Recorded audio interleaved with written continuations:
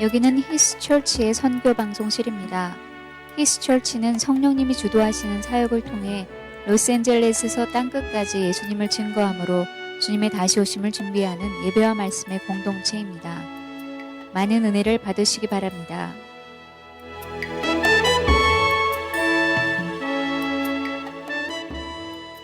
하나님 아버지의 말씀을 함께 나누도록 하겠습니다. 말씀은 창세기 42장 1절서부터 17절까지의 말씀입니다. 창세기 42장 1절서부터 17절까지입니다. 이 말씀을 저와 여러분이 한 절씩 교독합니다. 그때 야곱이 애굽에 곡식이 있음을 보고 아들들에게 이르되 너희는 어찌하여 서로 바라보고만 있느냐.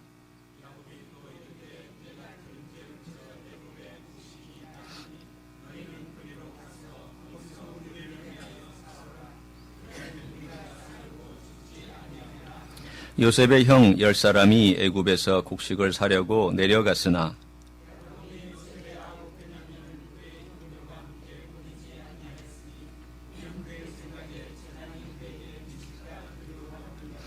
이스라엘의 아들들이 양식 사러 간 자 중에 있으니 가나안 땅에 기근이 있음이라.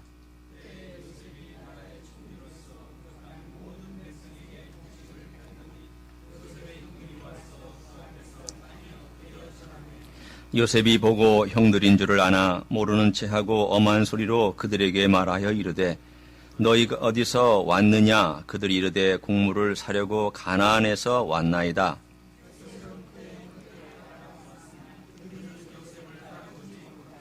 요셉이 그들에게 대하여 꾼 꿈을 생각하고 그들에게 이르되 너희는 정탐꾼들이라. 이 나라의 틈을 엿보려고 왔느니라.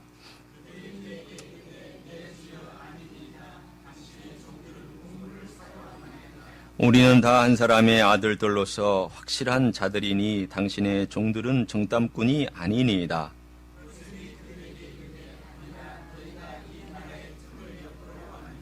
그들이 이르되 당신의 종 우리들은 12 형제로서 가나안 땅 한 사람의 아들들이라. 막내 아들은 오늘 아버지와 함께 있고 또 하나는 없어졌나이다.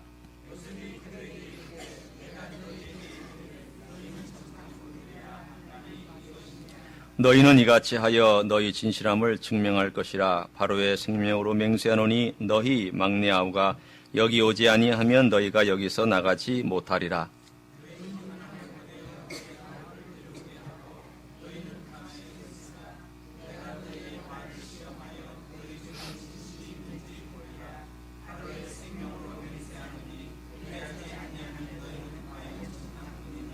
같이 읽습니다. 그들을 다 함께 3일을 가두었더라. 아멘. 사람마다 하나님의 인도하심을 경험하는 방법이 조금씩 다릅니다. 우리가 알고 있는 족장들의 시대에도 하나님께서 각 족장을 인도하는 방법들이 좀 달랐습니다. 우리 아브라함의 생애를 보면 엄중하고 장엄하게 그를 인도합니다. 믿음의 조상답죠. 그러나 그 아들 이삭 때에 와서는 하나님께서 대단히 조용하고 평화롭게 그 사람의 생애를 인도합니다. 야곱의 생애를 보면 경랑 속에 하나님은 신비롭게 야곱을 만나주십니다. 그가 베델에서 하나님의 영광을 보았죠. 또 천사들의 무리가 그와 함께 같이 가는 것도 눈으로 목격을 합니다.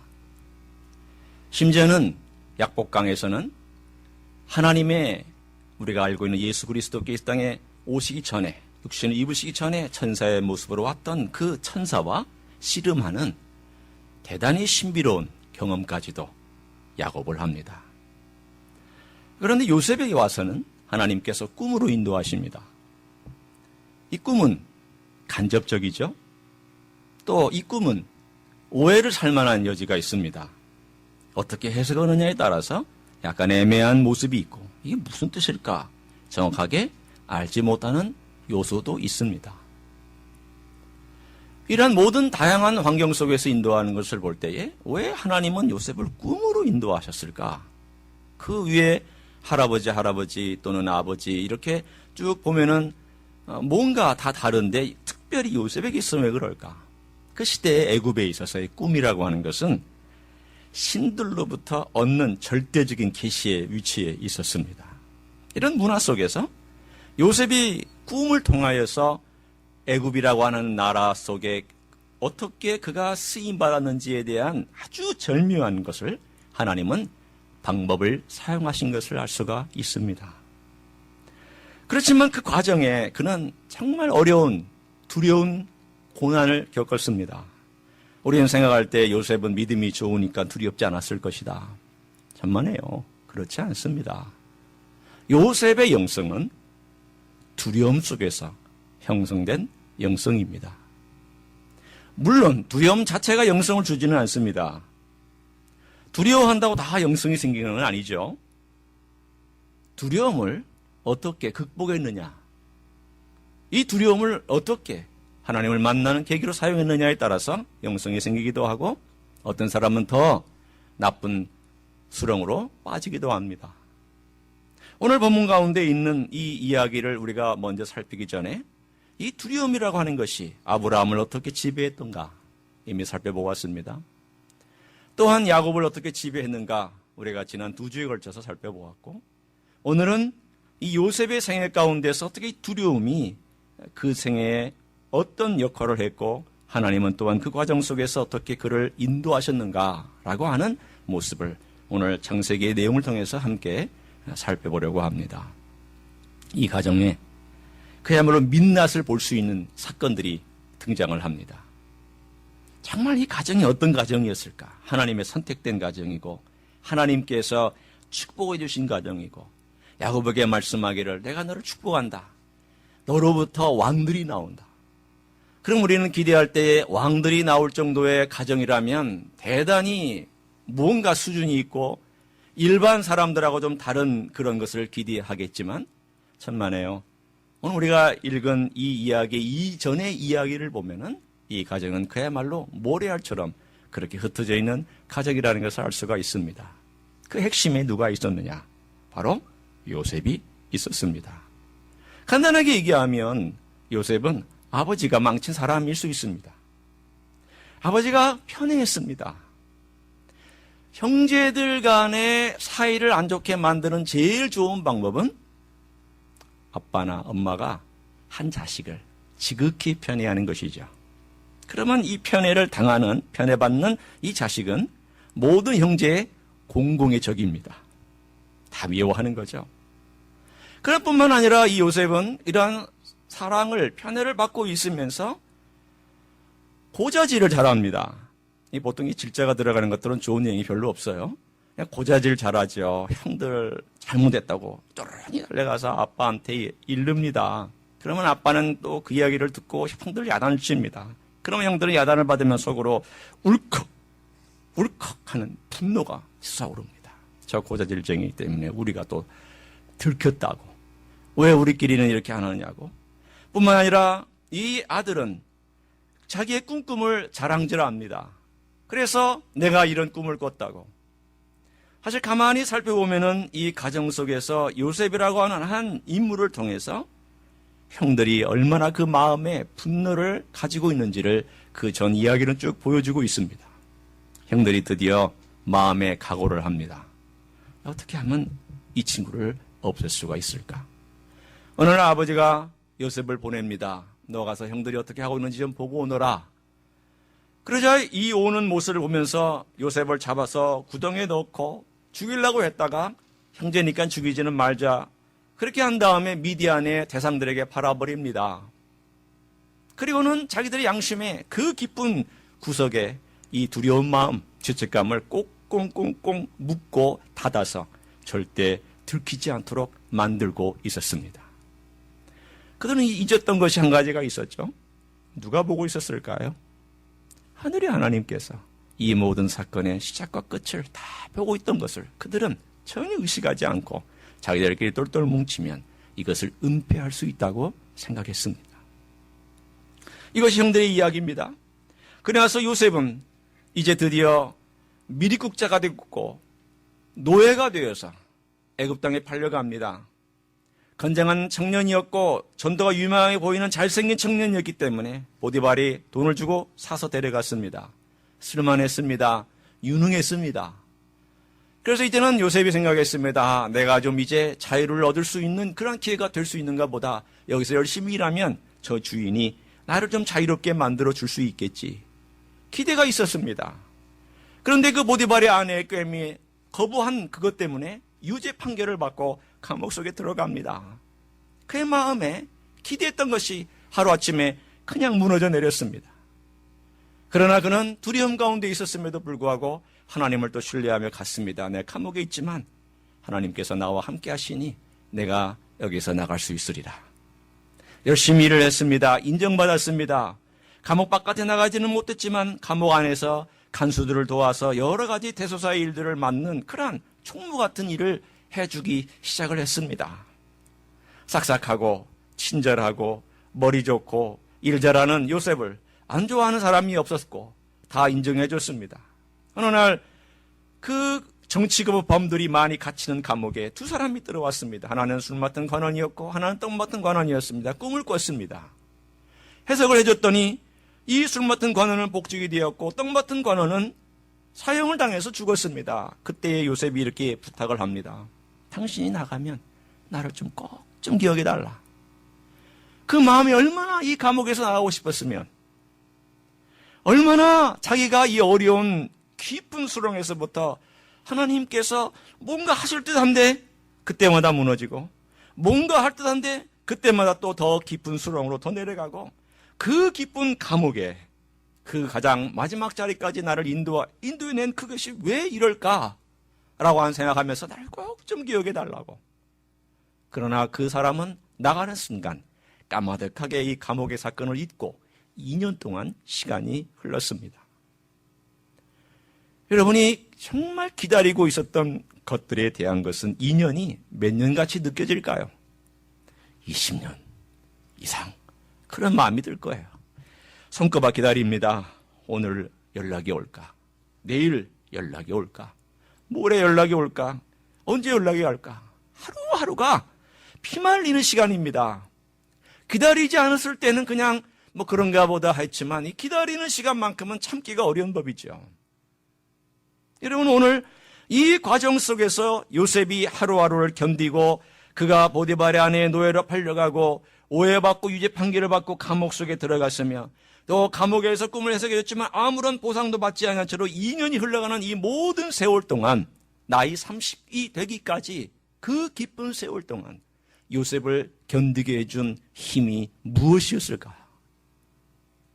그 영성을 형성해 주었던 것은 두려움 아닙니다. 두려움 속에서, 염려 속에서 좋아질 뻔하면 떨어지고 좋아질 뻔하면 떨어지는 이런 더 나빠질 상황 속에서 그의 영성을 형성해 주었던 것은 바로 하나님의 임재였습니다. 요셉아, 내가 너와 함께한다.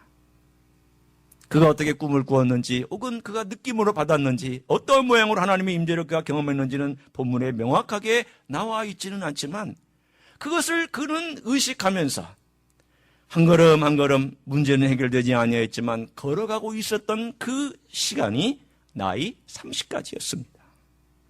성경은 말씀합니다. 요한일서 4장 18절에 말씀하기를 사랑의 나는 두려움이 없다. 온전한 사랑을 두려움을 내쫓는다. 그가 이 두려움을 이겨낼 수 있었던 것은 하나님께서 그를 사랑으로 덮어주셨고 그를 인도하신다라는 강력한 확신이 그에게 있었기 때문에 나이 30까지 젊은 날에 이 모든 어려움을 한 번씩 한 번씩 극복하며 갈 수 있었습니다. 때가 됐습니다. 드디어 하나님께서 바로가 꿈을 꾸는 사건이 일어나면서 그가 꿈을 해석해 주자 높이 올림을 받으면서 그가 하나님의 놀라운 역사에 의해서 오늘 바로 직전에 41장의 총리 대신이 되는 놀라운 사건이 등장을 합니다. 그런데 이 총리 대신이 되어서 그가 결혼을 하고 아이를 낳았는데, 자, 41장 우리가 함께 51절을 가서 좀 보도록 하겠습니다. 첫째 아들의 이름을 므낫세라고 정했습니다. 51절입니다. 므낫세 이름의 뜻은 무엇이었을까요? 하나님이 내게 모든 고난과 내 아버지의 온 집의 일을 잊어버리게 하셨다. 오늘 여러분이 이 므낫세 이름을 들으면서 요셉이 가졌을 법한 감정의 소용돌이를 한번 표현해 보십시오. 어떤 것이었을까? 그때까지 그는 이 트라우마 속에서 잘 헤어나오지를 못했습니다. 어떻게 형들이 나를 팔 수 있을까? 아니, 그 전에 형들이 나를 죽이려고 했을 때 어떻게 형제가 형제를 그렇게 죽이려고 할 수 있었을까? 내가 이 긴 과정 가운데서 어떻게 형들이 나를 팔아서 내가 이 애굽 땅의 노예로 와서 여기까지 이렇게 처박혀져 있었을까? 이 깊은 고민과 고민을 그는 때로는 그런 생각이 들어올 때마다 하나님, 이거 어떻게 해결해야 됩니까? 하나님, 그 형들이 얼굴이 떠오를 때마다 그 형들의 얼굴을 보면서 하나님, 이걸 어떻게 제가 이겨낼 수 있겠습니까? 그 순간순간의 싸움의 결과로 그가 이제는 총리 대신 되어서 아들을 낳는 순간 그의 이름을 므낫세라고 지었던 것은 이제서야 하나님께서 나에게 이것들을 잊게 만들어 주셨다고 고백하고 있습니다. 쉬운 과정이 아니었어요. 요셉은 믿음의 사람이었고 실수를 안 하는 걸 보면서 우리는 요셉은 너무 완벽해서 우리가 요셉이라고 하는 사람은 좀 이렇게 뭔가 같이 가기가 좀 어려운 사람 같이 느껴지지만 저는 그렇게 생각하지 않습니다. 요셉의 마음속에 얼마나 많은 갈등이 있었을까? 얼마나 많은 씨름을 했을까? 얼마나 깊은 속에서 그는 갈망하면서 이것을 이겨내려고 애썼을까? 그리고 그의 이름을 므낫세라고 짓고 나서 그는 그때서야 하나님께서 이 모든 과정 속에서 역사하셨구나라는 것을 느끼고 나서 그 이름을 지었던 것을 알 수가 있습니다. 뿐만 아니라 제가 드리고 싶은 질문이 한 가지가 있습니다. 그것은 이것입니다. 오늘 여기에 쭉 나와 있는 이야기를 그 다음 장까지 하면 대략 한 8년에서 9년이 흘러갑니다. 그가 30에 총리 대신이 됐고요. 그가 38, 39에 기근이 일어나서 그 형제들이 멀리 가나안 땅으로부터 오는 38, 39까지 39이라고 치죠. 왜 요셉은 그 전에 자기가 총리 대신이 된 사건을 아버지한테 알리지 않았을까? 여러분, 이 사건이 이상하다고 생각하지 않으세요? 여러분이 사법고시 합격했으면 제일 먼저 어디다 전화 걸죠? 요즘은 사법고시는 이제 한국에 의미가 없이 사라질 그런 위기에 놓여 있지만 제일 먼저 누구한테? 부모님한테 전화하죠. 제일 먼저 딱 전화해가지고 엄마, 나 사시 되었어. 그럴 거예요. 여러분의 고등고시 되면 어떻게 할 거예요? 제일 먼저 부모님한테 전화할 거예요. 근데 왜 오늘 여기 나와 있는 요셉은 자기 아버지한테 그 사실을 알리지 않았을까? 저는요, 이것에 참 오랫동안 생각한 적이 있습니다. 왜 그랬을까? 왜 그랬을까? 왜 그는 9년 동안 알리지 않고 있었을까? 저는 한 가지 결론을 내렸습니다. 그것은 뭐냐면 그의 과거의 모습에 대하여서 지난 세월 동안 많이 생각을 했습니다. 내가 너무 나서기를 좋아했다는 것을 알았습니다. 요셉은 나서기 대장이었습니다. 요셉은 아버지한테 형제들의 잘못을 쪼르르니 달려가서 알려주는 나서기 대장이었는데 이제 이 사건을 경험하면서 그가 하나님 아버지 앞에서 하나님보다 앞서지 않기로 작정을 한 것입니다. 하나님보다 앞선 것을 그가 행하였을 때 가정이 어떻게 파괴되는 것을 봤습니다. 하나님보다 앞선 것을 자기가 행했을 때에 형제들이 어떻게 미워하는 것을 봤습니다. 하나님보다 앞선 것을 행하였을 때에 어떻게 자기가 노예로 팔려왔고 이 과정 속에서 알지 못하는 많은 일들이 겪은 것을 보면서 그는 10여 년이 넘는 깊은 세월 동안 노예로서 보디발의 집에서 감옥 속에서 오해받으면서 또 잊혀지면서 그 잊혀지는 두려움 속에서 하나님 아버지 앞에 끊임없이 묻고 또 끊임없이 물었던 질문이 한 가지가 있습니다. 하나님, 제가 하나님보다 앞서지 않기를 원합니다. 제가 하나님 대신하지 않기를 원합니다. 제가 하나님보다 절대 앞서지 않기를 원합니다. 그는 다짐하고 또 다짐했습니다. 가나안 땅에는 형들이 있습니다. 가나안 땅에는 아버지도 있습니다. 그가 소식을 알리려면 그게 뭐가 문제겠습니까? 총리 대신인데 파발마 한 편만 보내면 금세 알립니다. 금세 소식 전할 수 있습니다. 전하지 않았습니다. 왜? 하나님께서 이 일을 통하여서 어떻게 역사하시는지 아직 분명 확신이 없었기 때문입니다. 이건 내가 먼저 나서서 혹시라도 아직도 내 마음 가운데 풀리지 않은 한 구석, 내가 형들을 용서할 수 있을까? 내가 형들을 용서할 수 있을까? 그들의 얼굴을 보면서 나는 내 마음 가운데 있었던 그 과거의 사건으로 인하여서 내가 그들을 정말 진심으로 용서할 수 있을까? 그는 하나님의 때까지 기다리기로 작정을 했기 때문에 하나님께서 그를 올려주셔서 그를 높이 드실 그때까지 그는 소식을 전하지 아니한 채로 기다렸던 것을 알 수가 있습니다. 사랑하는 성도 여러분, 오늘 이 내용을 쭉 가만히 살피면서 저는 이런 생각을 했습니다. 예수님의 생애와 요셉의 생애는 참 비슷한 구석이 많은데, 요셉이 오해받고 요셉이 어려운 가운데 있다가 하나님의 때에 그가 총리 대신으로 높이 올려서 그가 모든 일을 행할 수 있음에도 불구하고 하나님께 모든 걸 맡기고 기다렸던 이 모든 과정들이 마치 우리 예수님의 생애의 마지막 부분하고 참 흡사하다는 생각을 했습니다. 겟세마네 동산에서 열심히 기도합니다. 피가 땀방울이 되어서 흘러내립니다. 그리고는 십자가에 올라갑니다. 아마도 사탄은 그 곁에서 이렇게 조롱하고 있었을 거예요. 거봐라고. 내가 처음에 생애 시작할 때 뭐라고 내가 제안했느냐고. 나한테 저러면 내가 이 모든 영광 쉽게 줄 수 있는데 뭘로 이렇게 어렵게 가느냐고. 호라고 사람들이 그 권력 앞에서 어떻게 굽실거리는지 보지 않냐고. 사람들이 거대한 돈과 권력 앞에 어떻게 머리를 숙이면서 굽실거리면서 절하는 걸 너 보지 않냐고. 사람들이 너를 어떻게 하느냐고, 조롱하지 않느냐고, 너에게 경배하느냐고, 너 아무도 경배하지 않는다고, 너를 불쌍히 여기고 너를 쯧쯧거리고 있으며 너에 대하여서 박수치는 사람이 어디냐고, 조롱하며 박수치는 거지 너를 경외하며 박수치는 사람 아무도 없다고. 너는 실패했다고. 십자가에 달린 네 모습을 보라고. 너는 철저히 실패했다고. 사탄은 조롱했고 사탄은 그렇게 손가락질을 했을 것입니다. 그러나 사탄이 몰랐던 게 한 가지가 있습니다.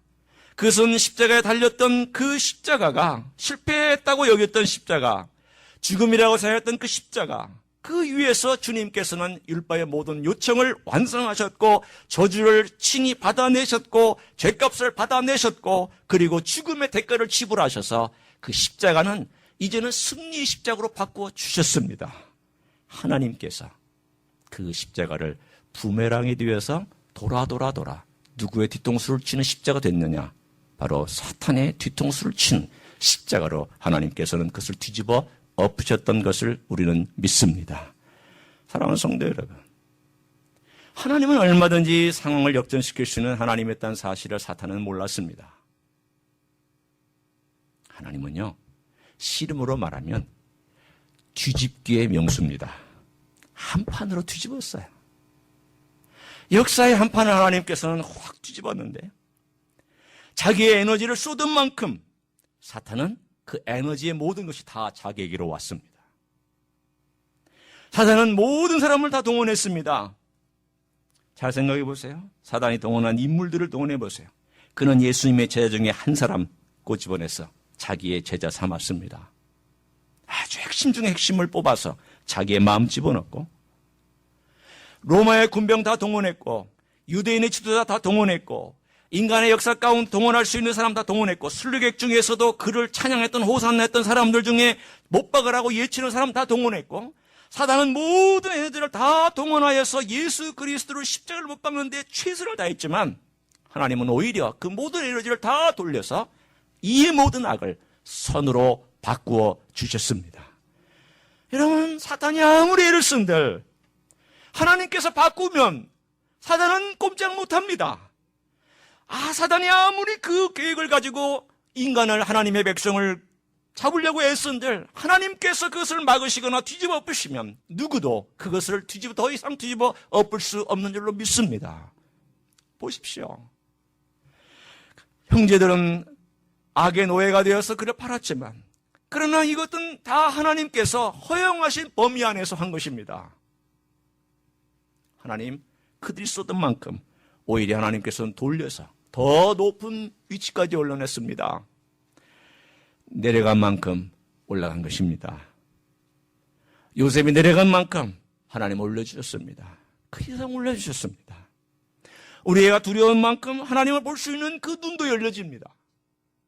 저는 분명히 여러분에게 약속할 수 있습니다. 여러분이 두렵거든 하나님을 향한 눈이 열려지는 좋은 기회라고 여기시고 그때 엎드리십시오. 그때 하나님 바라보십시오. 그 순간이 열려지는 순간이 될 수 있어요. 그 순간 여러분이 엎드리는 그 자리가 내가 내 눈으로 자신이 있을 때는 똑바로 쳐다보고 하늘을 바라보고 이렇게 걸어가지만 내가 두려울 때는 그렇게 못 걸어가거든요. 두려울 때는 얼굴을 숙이게 되어 있고 두려울 때 나도 모르게 고개를 떨구게 되어 있지만 그러나 내 눈만큼은 영혼의 눈만큼은 십자가를 바라보며 주님을 바라보고 하나님을 바라볼 수 있습니다. 그 순간이 내가 낮아짐으로부터 하나님의 놀라운 역사가 있는 변화의 출발점이 될 것입니다. 그런데 오늘 여기에 나와 있는 이 이야기의 42장에 때가 된다는 말씀이 등장을 해요. 42장 한번 보시겠습니까? 우리가 읽었던 본문입니다. 드디어 이제 본문에 왔는데 그때라는 말이 1절에 나와요. 그리고 6절에도 보면은 때에 요셉이 나라의 총리로서 그 땅 모든 백성의 곡식을 팔더니 때가 또 등장을 합니다. 이때가 이제 요셉이 39세 정도 되었던 때예요. 약 40에서부터 하나 정도 빠지는 그 나이가 되었습니다. 한 8, 9년이 흘러간 거죠. 근데 이때가 여러분 생각에는 이제 7년의 풍년이 끝나고 약 2년 정도의 흉년에 아직은 5년이라는 긴 세월이 남아있는 7년의 대흉년 가운데 2년이 흐른 어느 시점에서 온 그때구나라고 생각을 하실 수 있어요. 그러나 이때는 어느 때냐면 바로 하나님의 때였던 것을 오늘 이 기자는 이 글을 쓴, 이 성경을 쓴 모세는 우리들에게 암시해 주고 있습니다. 드디어 하나님의 때가 됐습니다. 형들이 찾아왔습니다. 그런 것을 보는 순간 직감을 했습니다. 오늘 여기에 나와 있는 이때에 형들의 마음속에 있었던 생각이 뭔지는 모르지만 요셉의 마음속에 있는 것은 우리는 어느 정도 알 수 있습니다.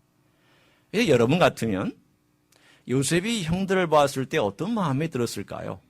여러분 요셉이라고 한번 쳐보십시다. 저도 요셉의 입장이 돼보려고 애썼습니다. 잘 안 돼 있지만 내가 요셉이라면 형들을 어떻게 대했을까? 만약 내가 과거에 형들로부터 이렇게 당하고 억울하고 힘들고 이 모든 것들이 형들의 계획과 악함 때문에 이루어진 일이라고 생각한다면 어떤 일이 있었을까라는 그런 생각을 한번 쭉 해본 적이 있어요. 여러분 어떠했을까요? 마음속에 39입니다. 그가 한 16에 팔려갔습니다. 약 한 13년 정도 흘렀습니다. 아니요, 23년 정도 흘렀습니다. 23년이면 긴 세월입니다. 22년, 23년. 22년이면 제가 한국에 나갔다가 돌아온 시간이고요. 22년 동안 제가 한국에 있었으니까 아주 긴 세월이에요. 강산이 몇 번 바뀌죠? 2번 바뀌고 3번째 바뀌려고 막 움직이는 때예요. 많은 것들이 바뀔 만한 세월이에요. 그러나 여러분이 과거에 깊은 상처를 받았을 때에 그 사람의 얼굴을 보면 생각나요? 안 나요? 안 나요? 여러분 천사들인가? 안 나요? 나죠. 왜 안 나요? 내가 용서했고 하나님의 섭리를 깨달으려고 애썼고 내가 내 마음으로는 어떡하든지 하나님 제가 형들의 얼굴을 볼 때 이렇게 하겠습니다라고 몇 번이나 연습을 했겠어요. 주님 제가 용서합니다. 형들을 만나면 제가 이렇게 용서하겠습니다. 하나님의 섭리고 하나님께서 역사하신 건데 제가 용서해야죠. 하나님 여기까지 이렇게 인도해 주셨고 제가 모르는 가운데 하나님은 제가 하나님 의지하고 살아왔는데 그 모를 때에도 하나님은 나와 함께 하셔서 사랑으로 덮어주시고 내가 너와 함께 한다고 내가 너를 축복한다고 그래서 30살까지 제가 그 기쁜 감옥 속에 있었지만 하나님 의지하면서 견뎌냈고 이제 총리가 되어서 제가 하나님보다 앞서지 않기 위해서 39까지 기다렸고 그래서 내가 먼저 하나님보다 앞서서 내 마음대로 내 폭력을 휘두르거나 내 원리대로 막 내가 내 권력대로 내가 힘을 가지고 있고 내가 재산을 가지고 있고 돈을 가지고 있고 내가 모든 걸 가지고 있기 때문에 내 마음대로 할 수 있는 것을 억제하며 하나님의 때를 기다렸고 그런데 하나님의 때 이들이 내 앞에 와서 지금 있는데 엎드려서 곡식 달라고 이렇게 쩔쩔매고 있는 이때에 하나님 저 어떻게 해야 됩니까? 제가 요셉이었다면 이 마음의 갈등 때문에 힘들었을 것 같아요. 그 얼굴을 보는 순간 착착했을 것 같아요. 여러 가지 순간 용서해야 된다. 또 한 말은 저들 한번 혼내줄까? 한번 혼내줄까? 하는 마음도 있고, 나는 정말 이들을 정말 마음에 깊숙한 곳에서부터 진심으로 용서할 수 있을까? 하는 마음도 있고, 또 한편으로는 아니 저들은 아직 안 돼, 이런 마음도 있고, 여러 가지 복잡한 그러한 마음들이 있었을 것이라고 저는 생각합니다. 오늘 한번 보세요. 그리고 나서 요셉이 이제 그들을 테스트하는데 24절에 보면 제가 그 요셉의 마음을 그랬을 것이다라고 제가 짐작하는 내용이 여기 있습니다. 24절에 보면은요, 요셉이 그들을 떠나가서 울고라고 되어 있어요. 힘들었을 것 같아요. 그리움에 울고, 상처에 울고, 뭐 유행가 가사 같아요. 유행가 가사. 정말 그리움에 울고, 상처에 울고, 만나서 반가워서 울고, 뭐 여러 가지가 그냥 그 마음에 막 울컥울컥 올라오니까 막 울었어요. 지금 나중에 보면 요셉이 막 우는 장면이 몇 번 더 등장합니다. 막 울고 울었던 거예요. 그는 싸웠습니다. 그 자리에서 내가 용서할 것인가 말 것인가, 내가 내 권력을 사용해서 이들을 응징할 것인가 말 것인가, 이제까지 기다려 하나님의 때를 기다려왔는데 이들 어떻게 내가 확인할 수 있을 것인가, 그가 용서했지만 어떻게 내가 이들을 대면하는 것이 좋을 것인가. 그래서 하나님께서 요셉에게 지혜를 주셔서 그들을 테스트하기 시작을 합니다. 그들의 마음속에 한쪽 구석에 숨겨져 있었던 두려움, 그야말로 자기의 힘과 자기의 변명과 형제들과의 담합으로 꼭꼭 눌러놨던 그 두려움이 툭 하고 이 테스트 가운데 올라오기 시작을 합니다. 한번 보십시오. 21절입니다. 뭐라고 하고 있는지를 보세요. 그들이 서로 말하되 우리가 아우의 일로 말미암아 범죄하였도다. 그가 우리에게 애걸할 때 그 마음의 괴로움을 보고도 듣지 아니하였으므로 이 괴로움이 우리에게 임하도다. 이 사건을 보면 요셉이 살려달라고 애걸복걸했던 거예요. 그때 형들 나를 좀 살려달라고, 형들 이러지 말라고, 형들이 어떻게 나를 그렇게 해줄 수 있느냐고, 어떻게 나를 노예로 팔 수 있느냐고, 끌려가면서조차도 미디안 상인들이 끌려가서 눈에 보이지 않는 그때까지도 형들한테 눈물 흘리면서 애걸복걸했다는 것을 오늘 이 사건을 보면 알 수 있어요. 이게 단순한 사건이 아니었어요. 쉬운 사건이 아니었던 거예요. 이들도 드디어 양심 가운데 자기들이 눌러놨던, 한쪽으로는 두렵고 떨리지만 이 범죄 현장을 은폐시키자고 같이 눌러놨던 그 일들이 툭 하고 이제 올라와서, 아이고 우리가 과거에 우리 동생한테 이런 일을 했더니 이제 드디어 이것이 우리에게 돌아오는구나. 이 모든 과정 속에서 요셉은 형들이 어떻게 변화되는지를 이 압박하는, 그들의 양심을 압박하는 과정 속에서 변화되는 모습을 봅니다. 제일 먼저 변화되는 사람이 누구냐면 유다입니다. 유다가 나중에 이렇게 얘기를 합니다. 43장, 우리 한번 그 이야기를 좀 같이 살짝만 보겠습니다. 43장 9절에 이렇게 말을 합니다. 두 번째 그가 가기 전에 아버지한테 베냐민을 데려가야 양식을 준다니까 다른 사람 말은 안 듣는데 이 유다가 어떻게 말하는지 들어보세요. 내가 그를 위하여 담보가 되오리니 아버지께서 내 손에서 그를 찾으소서. 내가 만일 그를 아버지께 데려다가 아버지 앞에 두지 아니하면 내가 영원히 죄를 지리이다. 유다의 변한 모습을 말씀합니다. 하나님께서 드디어 유다의 양심을 건드렸습니다. 그 두려움의 문제를 건드렸습니다. 가만히 보세요. 하나님께서 두려움을 통하여 요셉을 어떻게 훈련시켰으며 하나님께서 두려움을 통하여서 어떻게 형제들을 훈련시키고 있는가를 보십시오. 두려움은 영성을 만들어내는 그러한 과정이 될 수 있습니다. 그랬더니 그들이 두려운 가운데서 아버지가 유다의 말을 듣고 보내줍니다. 내가 죽으면 죽겠다. 너 가서 해라. 데려가라. 그랬더니 유다가 데려가는데 드디어 요셉이 또 테스트하는 과정 가운데서 베냐민을 볼모로 잡아야 되는 사건이 등장을 합니다. 44장에. 그랬더니 유다가 이렇게 또 얘기합니다. 44장 14절을 봅니다. 유다와 그의 형제들이 요셉의 집에 이르니 요셉이 아직 그곳에 있는지라 그의 앞에서 땅에 엎드리니 16절 유다가 말하되 우리가 내 주께 무슨 말을 하오리까 무슨 설명을 하오리까 우리가 어떻게 우리의 정직감을 나타내리까 하나님이 잘 들어보세요. 유다의 고백 속에 들어있는 드디어 이 단어가 어떤 의미가 있는지 하나님이 종들의 죄악을 찾아내셨으니 하나님이 과거에 그들은 20년이 넘도록 하나님 안 찾았습니다. 20년이 넘도록 양심을 묻어놨기 때문에 하나님 관계 끊어졌습니다. 20년이 넘도록 자기의 동생을 죽음 가운데 내몬 그 죄악 때문에 기도 안 됐습니다. 예배도 못했습니다. 철저하게 떠난 삶 살았습니다.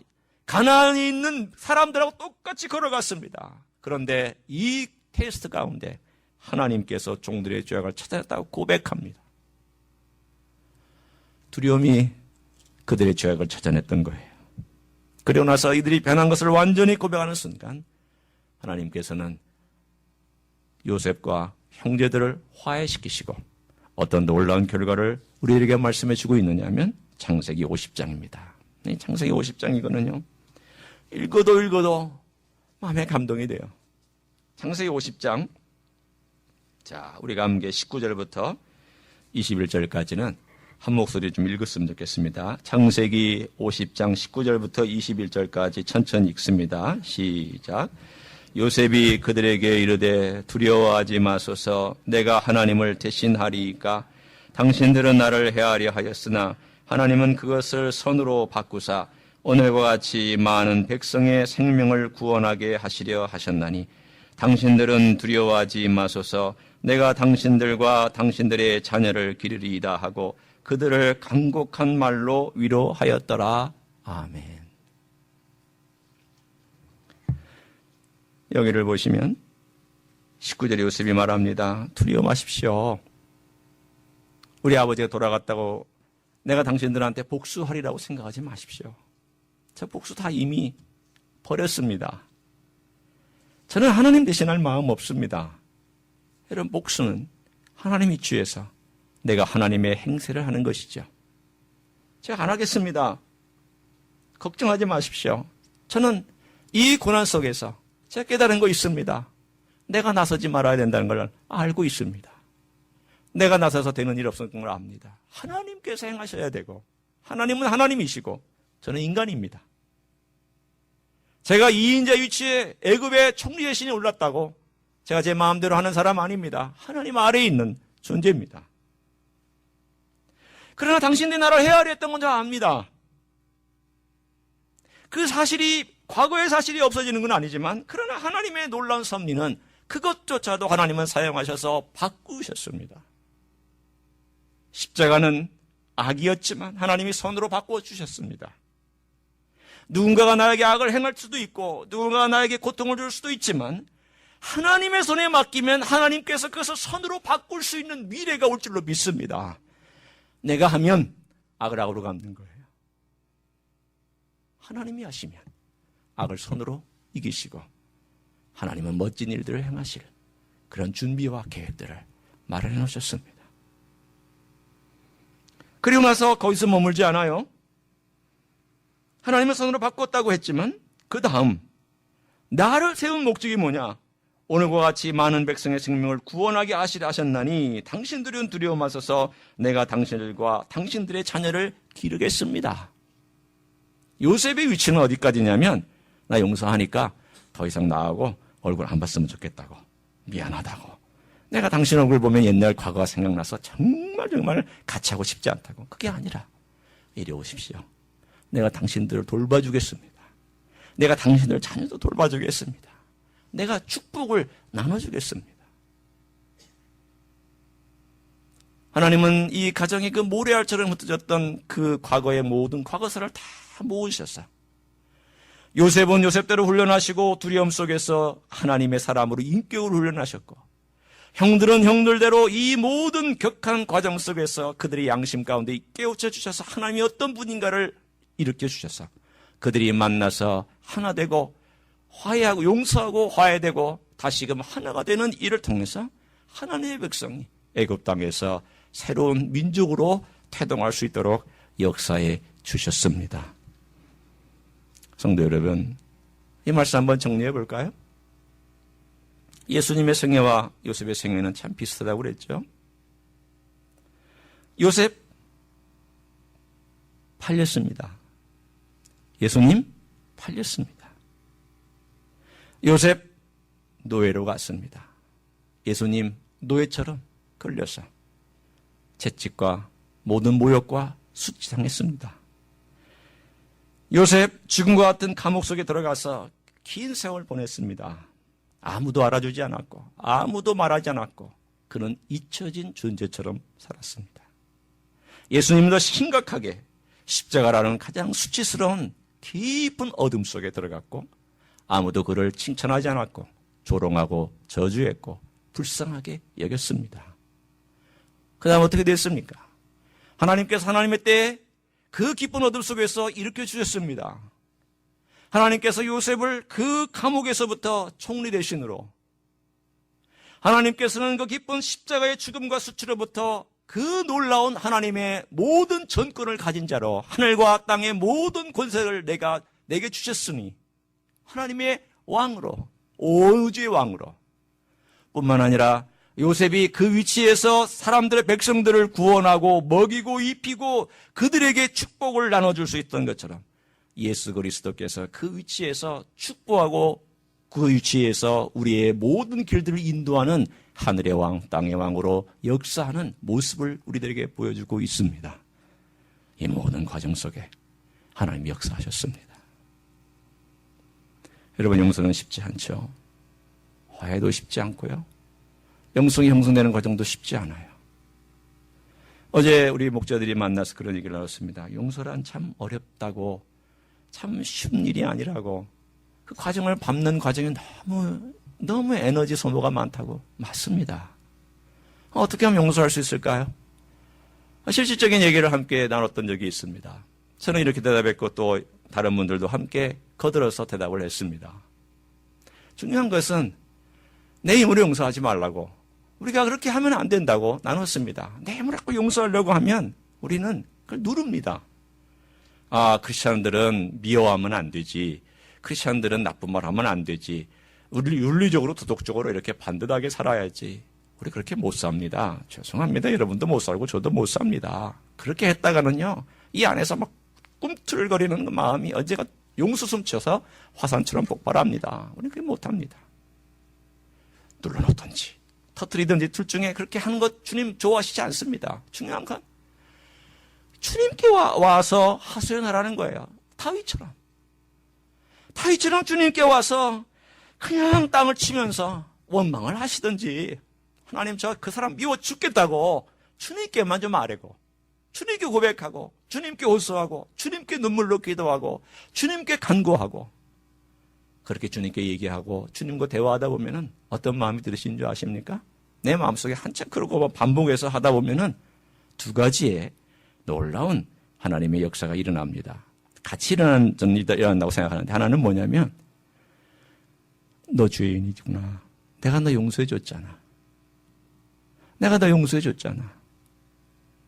내가 널 용서한 것처럼 십자가에서 내가 널 용서했지. 네가 나 못 박았고, 네가 나에게 칼 던졌고, 네가 나에게 창을 던졌고, 네가 나 채찍질했고, 내가 네 죄 때문에 죽었잖아. 그러면서 내가 주님에 의해서 용서받은 사실은 알고 나면 하나님의 은혜 때문에 용서할 마음이 생기기 시작해요. 조금 내 웅덩이에 물이 이렇게 차오르는 거예요. 두 번째는 동시에 일어난 일인데, 십자가는 저주를 끄는 곳이잖아. 십자가는 저주를 축복으로, 십자가는 죄악을 하나님의 능력으로 끄는 곳이잖아. 그렇다면 하나님의 능력에 의지하고 주님의 능력 의지해서 그것을 끊을 수 있잖아. 주님은 끊게 해주셨잖아. 이 두 가지가 하나님의 은혜와 하나님의 능력, 예수 그리스도의 은혜와 예수 그리스도의 능력이 동시에 내 삶에, 내 이 저수지에 물이 차오르기 시작하면 그 다음에 이 물을 내가 흘려 내려보낼 수가 있습니다. 그리고 나서야 우리는 그 사람을 대면해서 용서한다고, 혹은 용서의 발걸음을 한 걸음 한 걸음 디딜 수 있는 과정을 밟아갈 수 있습니다. 요셉이 했던 것도 그런 것일 거예요. 수없이 연습했어요. 수없이 되뇌었어요. 수없이 하나님을 묵상했어요. 감옥에서 묵상하고 또 묵상하고, 종리대에서 9년 동안 또 묵상하고 또 묵상하고, 내가 형들을 용서할 수 있는 사람, 하나님, 제가 하나님을 대신하지 않게 해달라고, 하나님, 제가 하나님을 대신하는 인생 살기 원치 않는다고, 제가 복수의 자리에 올라가기를 원치 않는다고, 하나님이 해달라고, 하나님이 제 마음에 채워달라고, 은혜로 채워달라고. 창세기 50장 19절 20절의 말씀은 은혜 없이는 나올 수 없는 고백입니다. 이게요, 내 성품에서 나오는 것이라고 생각하지 마세요. 요셉은 원래 그럴 수 있는 사람이라고 생각하지 마세요. 천만의 말씀입니다. 전부당 만부당한 말씀이에요. 두려움은 요셉을 하나님의 사람으로 만들어줬어요. 잊혀질 것 같은 두려움 속에서 하나님의 사랑으로 견뎠죠. 그 기쁜 어려움, 어두움 속에서 또 하나님께서 올려주셨지만 기다리면서 먼저 앞서지 않았어요. 내가 하나님보다 앞설 두려움, 그 두려움이라면 그 두려움은 여러분에게 하여금 기다리도록 하는 메시지가 될 거예요. 세 번째는 용서하고 싶지 않은 두려움이 있어요. 내가 복수하고 싶은 그 두려움이 두려움이라면 그것을 내려놓고 주님께 맡기고 용서로 나아가고, 우리 주님 앞에서 이 두려움이 나를 하나님의 사랑으로 만드는 길로 인도하도록 잘 사용하시는 여러분 되시기를 예수님의 이름으로 간절히 축원합니다. 기도하겠습니다.